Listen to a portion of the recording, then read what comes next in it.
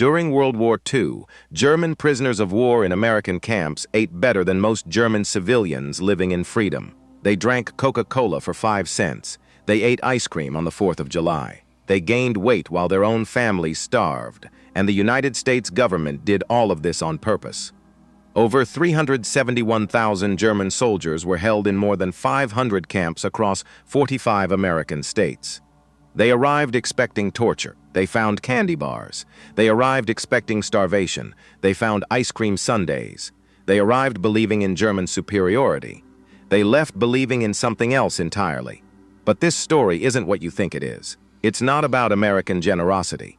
It's about a calculated strategy wrapped in ice cream and carbonation. It's about a secret government program hidden behind an innocent name. And it carries a contradiction so brutal that America is still living with it today.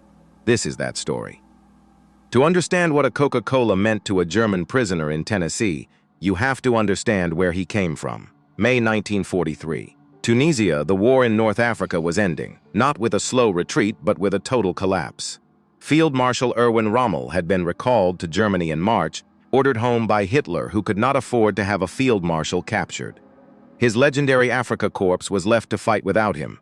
The men he left behind sunburned, dehydrated, running low on ammunition and fuel held on for 2 more months under impossible conditions. By early May, the noose had closed. Allied forces pushed from the west and east simultaneously. The Axis perimeter shrank to a narrow strip around Tunis and Bizerte.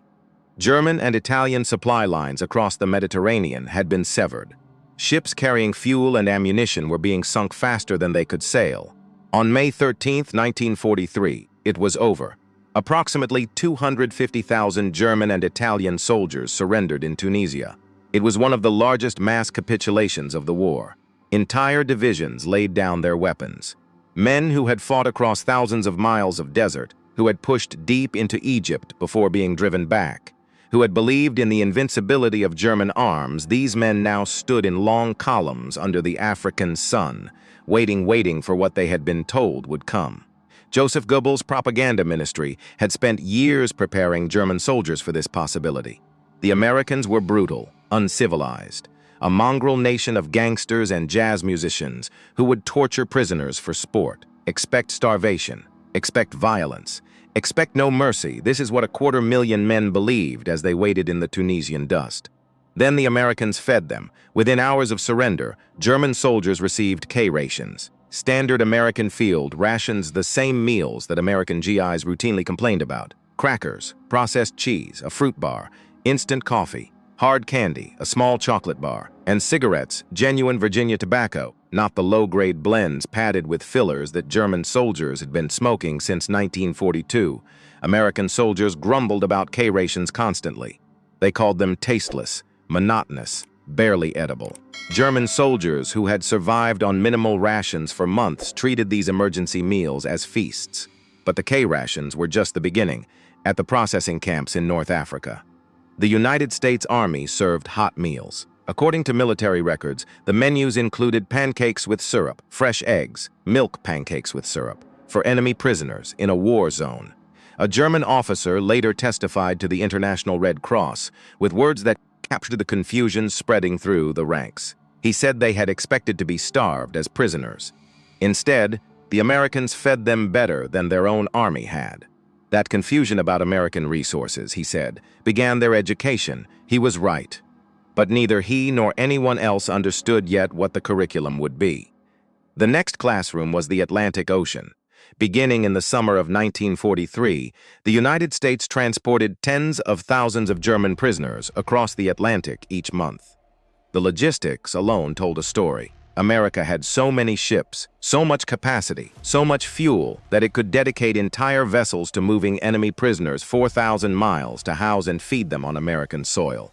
Liberty ships, the workhorses of American wartime production. Over 2,700 built during the war. American shipyards had turned cargo vessel constructions into something resembling an assembly line. The SS Robert E. Peary was assembled in under 5 days, a record no nation on Earth could approach. German prisoners boarding these ships entered floating proof of American industrial capacity. The vessels were standardized, functional, Stocked with food, naval records show that prisoner rations aboard transport ships reached approximately 500 calories daily. Fresh bread baked in the ship's galley, meat, vegetables, coffee with real sugar and real milk. The ships had refrigeration system standard equipment on American vessels, keeping fresh food throughout the 2-week crossing, and on multiple documented occasions, ice cream was served during the voyage. The United States Navy considered ice cream so essential to morale that it would eventually build a floating ice cream barge for the Pacific Fleet, a dedicated vessel whose sole purpose was manufacturing frozen dessert for sailors during a global war. For prisoners who hadn't seen ice cream since before the war, frozen dessert in the middle of the Atlantic defied understanding. A country that could do this was not a country on the verge of collapse. It was a country with resources beyond calculation. When the ships docked at American ports like Norfolk, Virginia, the education intensified. The Norfolk Naval Base covered 4,300 acres with extensive waterfront facilities. It handled more cargo daily than major German ports managed in a week. At the port exchanges, German prisoners glimpsed shelves stocked with candy bars, Hershey's, Mars, Nestle, dozens of varieties, 5 cents each, no ration cards. No party membership required. Just a nickel. The journey inland delivered the next shock. In Europe, prisoners of war were transported in cattle cars. In America, prisoners rode in passenger coaches. The dining cars served full meals. Documented menus from the summer of 1943 show fried chicken, vegetables, pie, and coffee. Not special treatment. Standard American rail service. German prisoners looked out those windows as the American landscape unrolled before them. Farmland stretching to the horizon, unscathed by bombs. Cities with their lights on, factories producing around the clock, gas stations at every crossroads, stocked with soft drinks and candy. No bomb craters, no refugees, no rubble. Just a country so far from the war that it seemed to exist in a different universe. The prison camps were the final impossibility. The Geneva Convention of 1929 required that prisoners receive treatment comparable to the detaining power's own garrison troops. America didn't just meet this standard, it exceeded it. Camp Crossville in Tennessee was typical. Wooden barracks with electric lights, hot running water, flush toilets, heated buildings in winter, beds with actual mattresses. The mess halls served 3 meals a day at 300 to 600 calories, more than double what German civilians received at home. But the mess halls were not where the deepest impact landed. That belonged to the camp exchanges. The PX stores, according to Army quartermaster records, camp exchanges stocked goods that most German civilians hadn't seen in years. Multiple brands of soft drinks, Coca-Cola, Pepsi, Dr. Pepper, RC Cola, various candy bars and chocolate confections, ice cream where refrigeration permitted, cigarettes, fresh fruit. Beer at 3.2% alcohol. Prisoners earned 80 cents per day for labor, later raised to $1. With candy bars at 5 cents and Coca-Cola at the same price, a single day's wages could purchase 16 items, 16, in Germany. Products like these, if they existed at all, required black market contacts, party favors, bribes. In an American prison camp, they required 80 cents and a walk to the canteen. Coca-Cola became the first word many German prisoners learned in English, not hello. Not thank you. Coca-Cola. 5 cents, that sameness, the universal price. The identical taste, whether consumed in Maine or Texas, was the thing that broke something inside the German prisoners, not the sweetness. The sameness in Germany. Price depended on who you were. Party members got access. Connected families got first choice. Scarcity created hierarchy, and hierarchy was the architecture of the entire Nazi state. In America, Coca-Cola cost a nickel. For everyone. The general and the private, the factory owner and the man who swept his floors, the prisoner of war and the guard who watched him.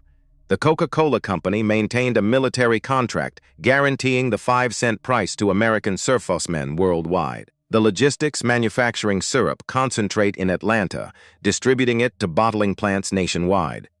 Maintaining identical taste in every bottle represented industrial coordination on a scale that shattered the Nazi narrative about American chaos. According to distribution records cited in studies of the camp system, larger camps received weekly deliveries of hundreds of cases. German soldiers did the math. If one camp consumed thousands of bottles of a single soft drink weekly, and there were over 500 camps, And Coca-Cola was just several brands. The total production was a number that didn't fit inside any framework they possessed. Ice cream told the story in a different language. Coca-Cola was impressive but conceptually simple, flavored sugar water in a bottle. Ice cream required cream, sugar, eggs, flavoring, freezing equipment, and a refrigerated distribution chain. In wartime, for prisoners at Camp Shelby, Mississippi, the 4th of July celebration in 1943 included ice cream made on-site with hand-cranked freezers. Prisoners watched American kitchen staff crank the handles casually, chatting and laughing, treating frozen dessert production as entertainment. The resources staggered them. Ice in Mississippi in July. Cream. Sugar used to make a treat, for fun, on a holiday. For prisoners, by 1944, many camps had electric ice cream makers. The variety expanded: chocolate, vanilla, strawberry, butter pecan. Prisoners purchased ice cream bars for 10 cents, sandwiches for the same price. Larger camps ordered 50 to 100 gallons weekly during summer months. The ice cream sundae became, without anyone intending it, a perfect metaphor. Layer upon layer of excess. Ice cream, syrup, whipped cream, nuts, cherry. Each component alone exceeded what German civilians could obtain. Combined, they represented impossible luxury made completely ordinary, and prisoners could order seconds. Sugar told the story most brutally. In Germany, sugar was rationed at 280 grams per month per person when available. German housewives measured it by the teaspoon. Children forgot what sweet things tasted like. In American prison camps, sugar sat in bowls on the mess hall tables, open bowls, refilled daily. Nobody counting, nobody watching, nobody caring. Army quartermaster records show that camps received 100-pound bags weekly. Camp bakeries used sugar without restraint. Cakes, cookies, pies, sweetened everything. According to accounts from the camps, one incident at Camp Aliceville, Alabama, in August 1943, captured the Gulf with painful clarity. Humid weather hardened several 100 pounds of sugar. An American kitchen crew shrugged, threw it away, and ordered fresh supplies. German prisoners working in that kitchen reportedly stood and stared. In Germany, that sugar would have been steamed, broken apart, recovered grain by grain. Sugar was survival. In America, sugar was an inconvenience when it clumped. Easier to throw it out and get more. Even under wartime rationing, Americans consumed approximately 74 pounds of sugar per capita. In 1944, 10 times the German rate. And Americans complained about rationing. They felt deprived. Their deprivation was 10 times German abundance. With the enforcers removed and the camp stabilized, something else could now operate freely. Something most prisoners didn't recognize for what it was. Something the United States government had deliberately concealed behind an innocent name. In 1944, the Special Projects Division of the Office of the Provost Marshal General launched a program officially called the Intellectual Diversion Program. The name was chosen with surgical precision. It sounded harmless, recreational, like a book club or film night for bored prisoners, exactly the kind of activity the Geneva Convention encouraged. Nothing that could be construed as coercion. The reality was something else entirely. The Intellectual Diversion Program was a systematic, classified denazification operation. Its goal was the ideological transformation of hundreds of thousands of German prisoners before they returned to a post-war Germany that America would need as an ally. Carefully selected films were screened in camp recreation halls, documentaries about democratic governance, American history, free markets. Libraries were stocked with books presenting democratic values without overt propaganda. Discussion groups were organized, led by German-speaking American officers or anti-Nazi prisoners recruited for the purpose. The key was subtlety. No lectures about the evils of Nazism. No heavy-handed instruction prisoners could dismiss as enemy propaganda. Instead, a carefully constructed environment in which men could arrive at their own conclusions, guided, but not pushed. The materials were chosen with extraordinary care. The film program included documentaries about American town hall meetings, ordinary citizens standing up, speaking their minds, disagreeing with their mayor to his face, and sitting back down without being arrested. For men raised in a system where public disagreement with authority meant imprisonment, or worse, this footage was almost incomprehensible. A shopkeeper arguing with a government official, in public, and nothing happened to him. The camp libraries stocked German-language editions of classic works on democratic governance. Newspapers were made available, not just American papers, but a specially produced German-language newspaper called Der Ruf, meaning the call, written by anti-Nazi German prisoners under discreet American supervision. Der Ruf discussed philosophy, literature, politics, and the future of Germany. It never told readers what to think. It asked questions. It presented evidence. It let men argue among themselves. The discussion groups were perhaps the most effective element. Led by carefully selected facilitators, some American officers fluent in German, others German prisoners who had been identified as genuinely anti-Nazi, these sessions created something that had not existed in Germany since 1933. Open conversation, the ability to voice doubt without punishment, the freedom to say that perhaps, possibly, the war had been wrong, that perhaps the regime had lied, that perhaps the evidence of their own eyes, the abundance surrounding them daily, meant something that their old beliefs could not accommodate. For many prisoners, these discussion groups were the first time in over a decade that they had spoken honestly about what they believed. The Third Reich had made honesty dangerous. The kangaroo courts inside the camps had continued that tradition. But with the hardcore Nazis separated, with the enforcers removed, men could finally speak. And what many of them said, quietly, cautiously, testing the words like a man testing thin ice, was that they had been wrong. And here was the revelation that reframed everything. The abundance was not incidental.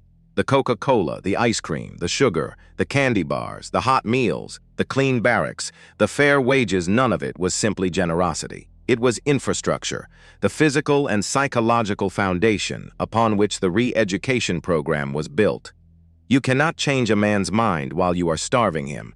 You cannot teach democracy while demonstrating cruelty. The abundance came first, not because Americans were naturally kind, but because the strategists understood that material comfort was a prerequisite for ideological transformation. Feed them well. Let them see what a free economy produces. Let them compare American abundance with German scarcity on their own. Let the ice cream do the work that propaganda never could. It was a weapon, the most sophisticated psychological weapon deployed in the Second World War, and its ammunition was sugar and carbonation. The program was kept classified because its architects feared correctly that public knowledge would create complications.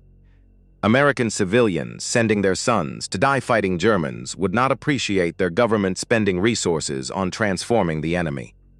And internationally, opponents could argue that changing prisoners' political beliefs violated the spirit of the Geneva Convention's protections against coercion, even if the methods were entirely non-coercive. So the program operated in shadow. The films played, the books circulated, the discussions happened, and the ice cream kept coming. But the camps were not the paradise they appeared to be from outside. Inside the barracks, after lights out, a different reality governed. Not every German prisoner was ready to have his worldview transformed. Some tasted Coca-Cola and concluded the opposite, that American luxury was proof of moral weakness, that abundance was a sign of civilization ripe for conquest, that Germany's defeat was temporary and its cause remained righteous. These men, hardcore Nazis, many of them former SS members organized, they established kangaroo courts. Informal tribunals held after dark, where fellow prisoners were tried for disloyalty to the Third Reich, expressing doubt about German victory, speaking favorably about American culture, participating in educational programs, cooperating with camp authorities. The punishments were not symbolic: beatings, complete social isolation, threats against families in Germany, and in documented cases, murder. Prisoners were killed by fellow prisoners inside American camps. Executions carried out by an internal Nazi enforcement structure operating as a shadow government within the wire. The American military response came slowly, but it came. Intelligence officers classified prisoners by ideological orientation: anti-Nazis, neutrals, hardcore loyalists. Then came the separation. Hardcore Nazis were transferred to dedicated facilities. Camp Alva in Oklahoma became one of the primary holding sites for the most dangerous ideological hardliners. Behind additional fencing, under tighter security, removed from the general population, for the prisoners who remained the majority, men who were simply soldiers, not ideologues, the separation was liberation. The informants were gone. The enforcers were gone. The whispered threats at night were gone. Now they could drink their Coca-Cola without looking over their shoulders. Now they could attend a film screening without fearing a beating afterward. Now they could think. The separation policy wasn't primarily about protecting vulnerable prisoners, though it accomplished that. It was about removing obstacles to the re-education program's effectiveness. Remove the enforcers. Let the abundance speak for itself. Let the ice cream do its work. The real enemy, many prisoners began to realize, had never been the American guards on the other side of the wire. It had been the German enforcers on their own side. By 1944, approximately 100,000 German prisoners were working outside the camps. America was running out of workers. Millions of American men were overseas. The farms still needed planting. The canneries still needed operating. Inside the prison camps sat hundreds of thousands of healthy, skilled men contributing nothing to the economy that sustained them. The labor program sent prisoners into the American landscape under guard. And what they witnessed completed the education the camps had started in Michigan. Prisoners picked cherries destined for maraschino production, those bright garnishes topping ice cream sundaes in American soda fountains. Single orchards producing tons of fruit for what was essentially decoration. Tons of food, grown and harvested, so Americans could put a cherry on top of dessert. At canneries, prisoners observed quality control that defied their comprehension. According to records from Del Monte's 1944 operations, approximately 15% of fruit was rejected for canning, not because it was spoiled, but because it was the wrong size or had a minor blemish. Perfectly edible food diverted to animal feed because it didn't meet aesthetic standards. German prisoners who had watched their families subsist on turnips and black bread stood in American canneries watching food being fed to livestock because its skin wasn't smooth enough. But it was the daily proximity to ordinary Americans that left the most lasting mark. The farmers who employed prisoner labor were not military men. They were not politicians or strategists. They were men and women trying to keep their farms running while their sons fought overseas. And many of them treated the German prisoners with a matter-of-fact decency that no ideology could explain away. In Wisconsin and Minnesota, dairy farmers worked alongside German prisoners through 14-hour harvests. They shared lunches under the same trees. The farmer's wife brought sandwiches, thick slices of bread with real butter and meat, lemonade from a glass pitcher, slices of pie still warm from the oven. She brought enough for everyone. The prisoners ate the same food as the family. These were not acts of political calculation. These were farm families feeding the men who helped bring in their crops. The same way they would feed any hired hand. The same sandwiches, the same pie, the same pitcher of lemonade passed around in the shade while the hay dried in the afternoon sun. Some farmers spoke a little German descendants of immigrants who had settled the Midwest decades earlier. Conversations happened. Halting, awkward, human conversations about weather and soil and cattle and children.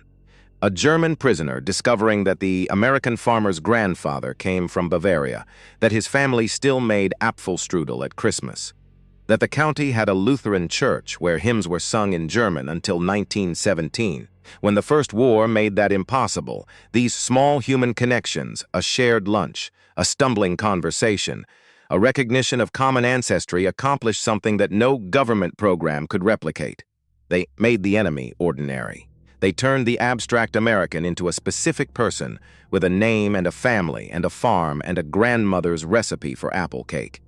And they made hatred very difficult to sustain toward a woman who brought you pie. The prisoners also witnessed something about American labor that challenged their assumptions about capitalist exploitation. The farmers they worked alongside were not aristocrats. They were not party officials dispensing favors. They were working people who owned their own land, made their own decisions, and kept the profits of their own labor. They drove their own trucks. They bought their own equipment. They sold their crops at prices set by markets, not by government decree. This was not the exploitative capitalism that Nazi propaganda described. This was economic independence at a scale that German farmers bound by regulations, quotas, and the ever-present demands of the war economy could barely imagine. An American farmer decided what to plant, when to harvest, and where to sell. He answered to the weather and the market, not to a party official. For German prisoners raised in a system that controlled every aspect of economic life, watching an American farmer operate his own enterprise was a quiet revolution in understanding. In Colorado and Nebraska, prisoners worked sugar beet operations. Single American farms produced more sugar beets than entire German regions. American sugar production from cane and beets combined reached approximately 7 million tons annually. That number explained everything: the bowls on the tables, the kitchen staff throwing away hardened sugar without thought, the children putting sugar on cereal every morning while German children ate unsweetened porridge. It explained everything, and it explained nothing, because no explanation could make it feel reasonable to men who came from scarcity. German prisoners working near American schools witnessed something that cut deeper than factories and farms. Children, American children eating lunch at school, hot meals on trays, meat, vegetables, and fresh milk delivered daily to thousands of schools, served cold in small glass bottles. The logistics of daily milk delivery to schools, when German military logistics couldn't reliably supply ammunition to frontline troops, said more about the two nations than any statistic. Some school cafeterias offered ice cream for purchase. A child could buy a frozen dessert at school as a snack between lessons. While German children went hungry in bombed-out cities, the pain of that observation doesn't require elaboration. Any father understands it. When minimum security prisoners ate at American diners under guard, they encountered something Nazi ideology had no mechanism to explain. A hamburger cost 25 cents, pie 15, Coca-Cola 5, an ice cream sundae 25, a full dinner 65 to 75. Ordinary restaurants, small-town diners with counter stools. Anyone could walk in, anyone could order anything. A factory worker and a bank president ate identical meals at adjacent stools, served by the same waitress for the same price. That equality of consumer access contradicted the foundational premise of Nazi Germany. In the Reich, who you were determined what you received. Rank, party standing, racial classification, connections, these determined access to everything. In an American diner, none of that mattered. 75 cents got you dinner. The menu didn't change. The waitress didn't check your credentials, but here is where the story turns. Here is where American abundance meets the truth about American democracy. And the truth was not simple. At train stations across the American South, a scene repeated itself throughout 1943 and 1944 that contained the entire contradiction of the United States in a single frame. German prisoners of war, white men, enemy soldiers who had fought and killed Americans, were escorted into station dining facilities. They sat, section designated for white patrons. They were served hot meals, coffee, pie. Their escorts, American soldiers, walked in behind them. Some of those escorts were black. Those black American soldiers, men wearing the same uniform, serving the same country, were refused service. They could not sit in the dining room. They were directed to a separate entrance, a separate window, a separate area. Sometimes outside, sometimes around back, sometimes nowhere at all. The enemy ate inside. The defender stood outside. German prisoners noticed. Of course they noticed. Some had fought under an ideology that classified human beings by race. Now they sat in an American restaurant watching America enforce its own racial hierarchy against its own soldiers. The irony was not subtle. A nation fighting a war against racial supremacy abroad was practicing racial supremacy at home. A country that fed enemies ice cream would not feed its own defenders a hot meal if their skin was the wrong color. For some prisoners, this confirmed what they already believed, that racial hierarchy was universal, natural. Their interpretation was wrong, but the evidence they observed was real. For others, it created a different confusion. If America's strength came from democratic equality, and the abundance seemed to prove it did, then what did this segregation mean? Was the abundance despite the segregation? Or could America be even stronger if it practiced the equality it preached? That question would take another 20 years to receive its answer. Thanksgiving 1943 demonstrated organizational capacity that dwarfed anything in the German experience. Every prison camp served traditional Thanksgiving dinner. Roast turkey with stuffing, mashed potatoes and gravy, sweet potatoes, cranberry sauce, pumpkin pie, coffee and milk. The logistics turkey dinners for hundreds of thousands of prisoners, while simultaneously feeding millions of servicemen worldwide. showcased national coordination that German veterans of supply chain failures could appreciate in painful detail. They understood logistics. They understood it because they had watched their own supply system fail. The fact that prisoners received the same meal as American soldiers carried a message requiring no translation. In the Nazi system, prisoners were subhuman. The equality of the Thanksgiving table repudiated everything the Third Reich stood for. Christmas 1943 brought something more disorienting. American civilians sent gifts to German prisoners. The American Friends Service Committee distributed 50,000 Christmas packages to enemy prisoners. Church groups organized additional deliveries. In Tonkawa, Oklahoma, townspeople brought homemade treats to Camp Tonkawa.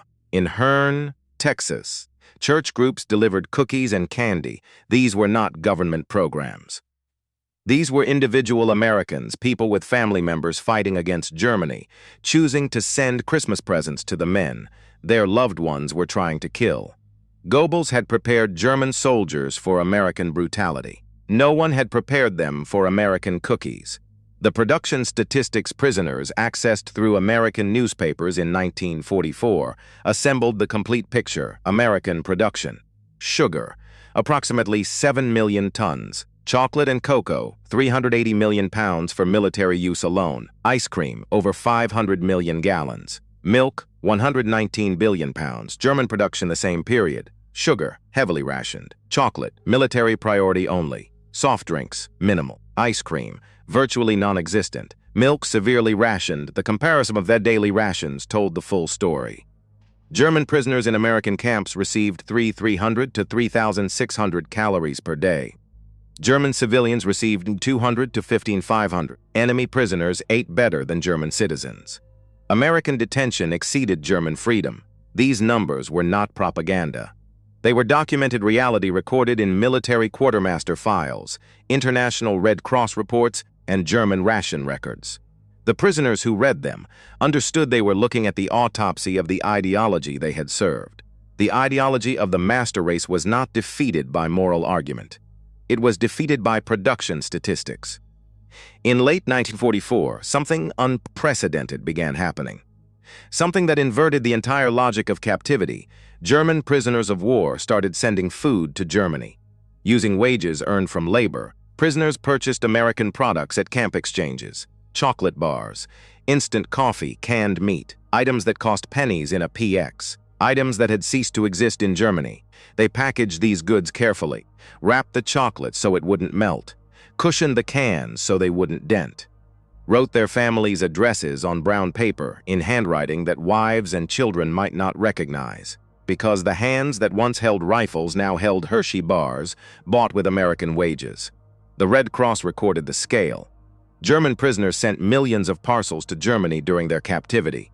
The precise number is debated by historians, but the phenomenon itself is beyond dispute. The flow of goods reversed.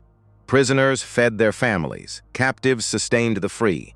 Consider what this meant to a German woman receiving one of those packages. Her husband had been captured. She had been told he was suffering, starving, perhaps dead. She lived in a bombed city. She stood in ration lines that sometimes had nothing at the end. Her children were thin. The bread was gray. And then a package arrived from America, from her husband.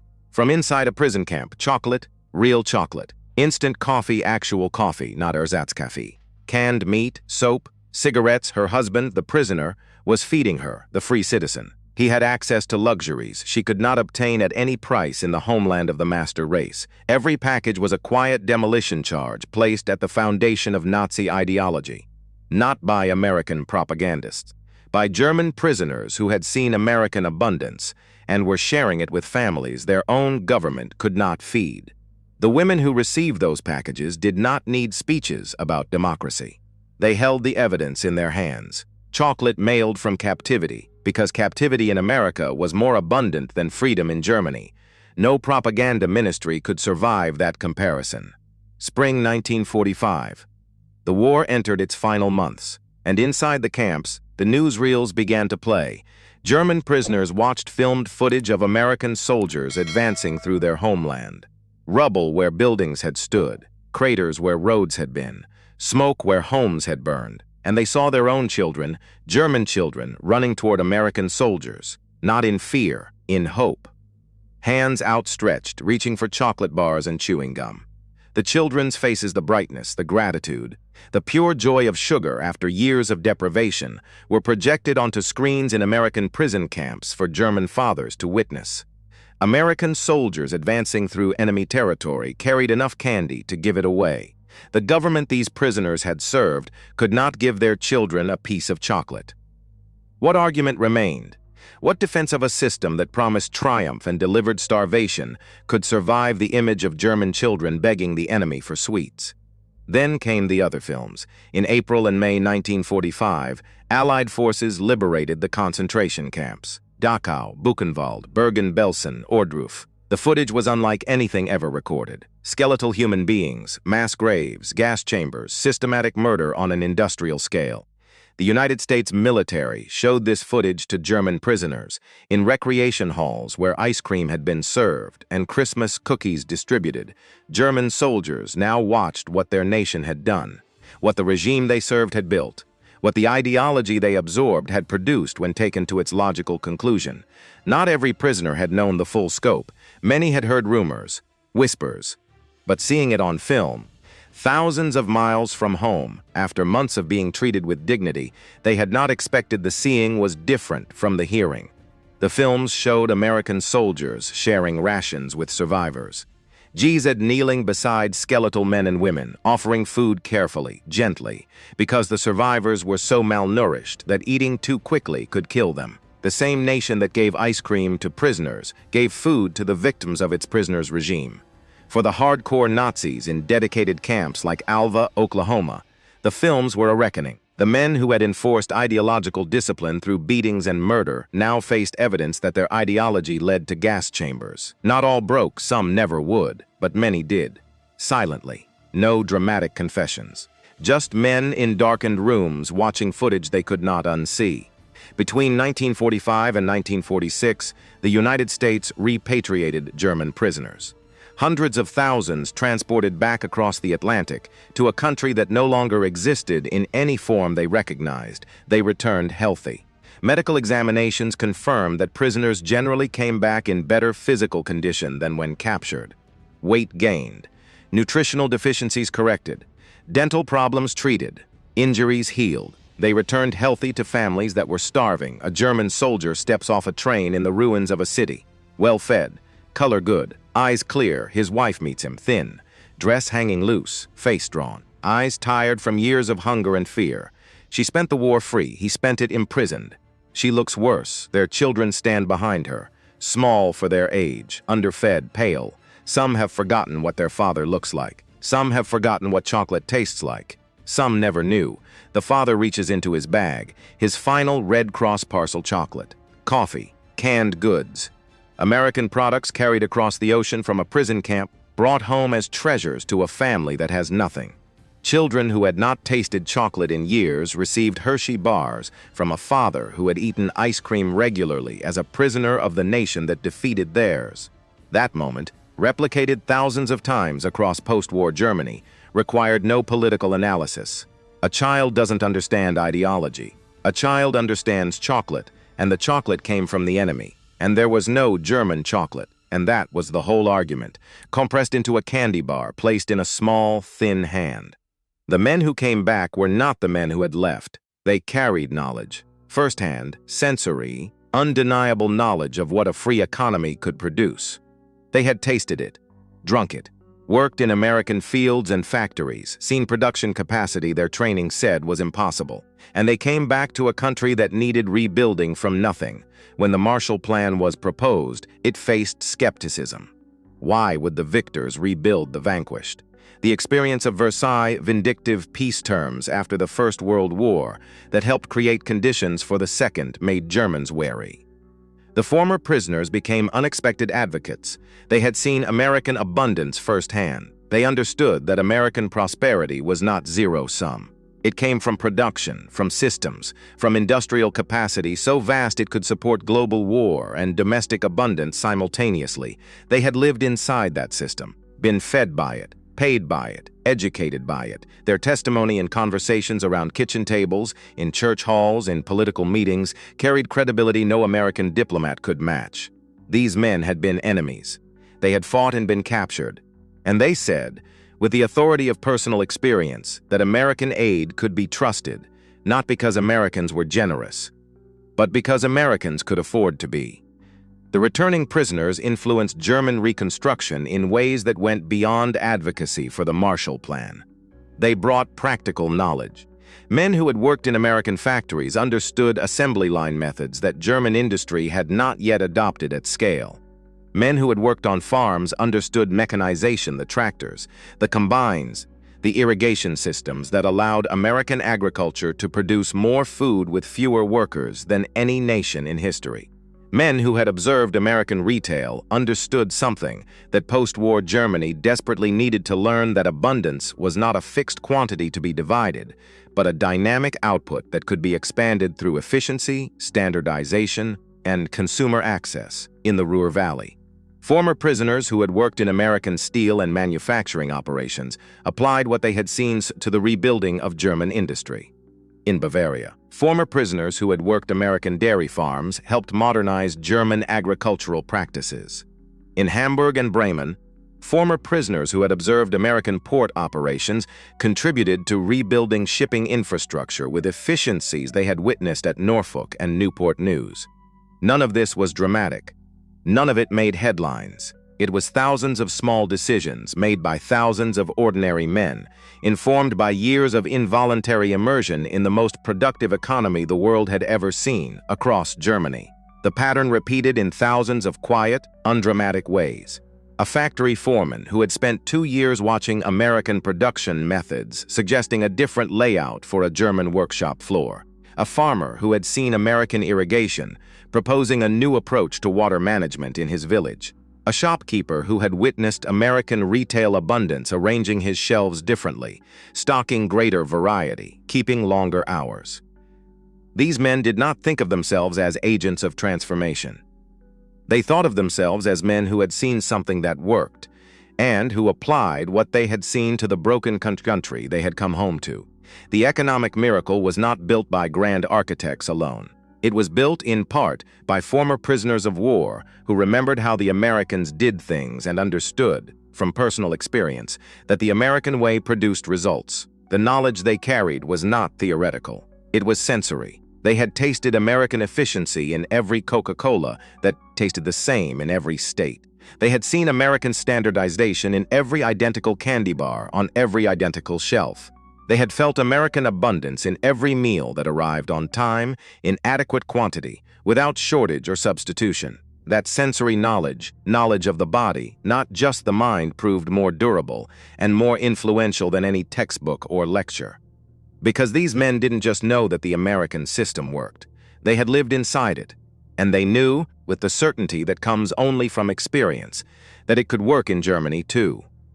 And the black American soldiers who had guarded those prisoners. They came home too, to the same Jim Crow laws, the same segregated restaurants, the same separate water fountains and schools and seats on the bus. The country they defended still would not serve them coffee at a whites-only counter. But they were not the same men who had left. They had seen the contradiction too clearly, stood in it, worn a uniform inside it, watched the nation they served treat its enemies with more dignity than it treated them. That experience became fuel. The civil rights movement of the 1950s and 1960s drew strength from many sources: legal arguments, moral philosophy, religious conviction, political organizing. But among its driving forces were veterans. Black men and women who had served in a war against racial supremacy and come home to find it waiting at the bus stop. The experience of wartime, including witnessing enemies receive equality denied to defenders, was among many factors that drove these veterans to demand change. Their story and the German prisoners' story were parallel wounds in the same body. The prisoners learned what America could give. The soldiers learned what America withheld. Both were transformed. Both changed history, one by rebuilding a defeated nation in America's image, the other by demanding that America live up to its own. The German economic miracle of the 1950s, the Wirtschaftswunder, is one of the most remarkable recoveries in modern history.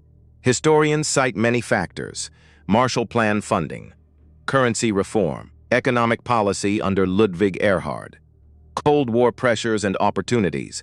But among those factors was the practical knowledge that hundreds of thousands of former prisoners brought home the assembly line methods, the agricultural mechanization, the retail efficiencies described earlier, now applied at national scale. Some became businessmen, some became civic leaders, some became importers of American products, championing supermarkets and consumer access in a country that had known only scarcity.